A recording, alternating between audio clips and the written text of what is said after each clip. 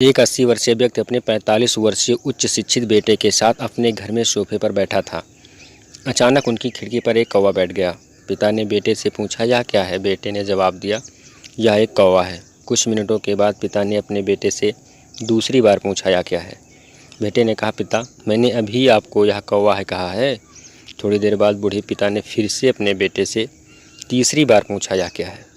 इस समय बेटे के स्वर में कुछ जलन महसूस हुई। बेटे ने पिता से झुलझुलाते हुए बोला, यह एक कौवा है, कौवा। थोड़ी देर बाद पिता ने फिर से अपने बेटे से चौथी बार पूछा, यह क्या है? इस बार बेटा अपने पिता पर चिल्लाया, आप मुझसे बार बार एक ही सवाल क्यों पूछते रहते हैं? मैं आपको कई बार बता चुका हूँ कि यह एक कौवा है।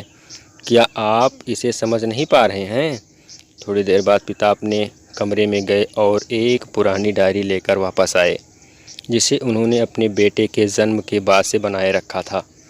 एक पेज खोलकर उन्होंने अपने बेटे को उस पेज को पढ़ने के लिए कहा।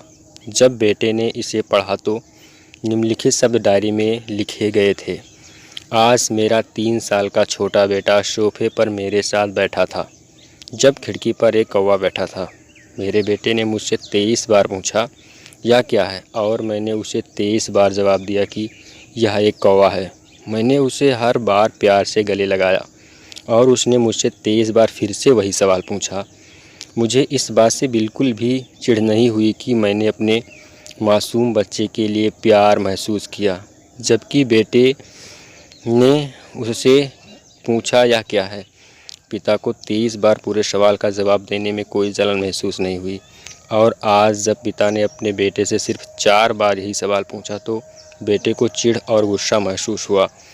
इसे पढ़कर बेटे को अपने किए गए व्यवहार का पता चल गया, जिसके चलते अब वह मन ही मन शर्मिंदा हो रहा था। शायद उसे अपने बूढ़े पिता के प्रति किए गए व्यवहार का पता चल गया। कहानी पसंद आई हो तो वीडियो को लाइक, शेयर तथा चैनल को जरूर सब्सक्राइब करें। कहानी सुनने के लिए धन्यवाद।